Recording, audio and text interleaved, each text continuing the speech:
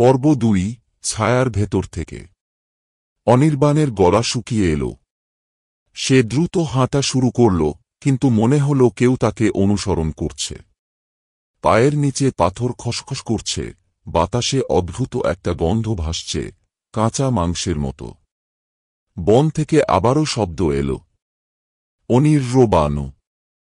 এবার স্পষ্ট শুনতে পেল। সে ঘুরে তাকাল। কুয়াশার ভেতর থেকে লালচে চোখের একটা অবয়ব দেখা গেল।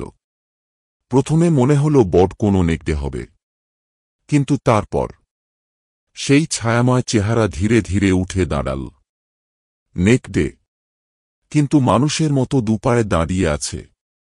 তার চুল বড় বড়, চোখে অস্বাভাবিক জ্বালা, থাবার নখগুলো লম্বা এবং ধারালো। অনির্বাণ চিৎকার করে দৌড় দিল, কিন্তু পাহাড়ের প্রতিধ্বনি তার চিৎকারকে ফিরিয়ে দিল। অনির্বাণ।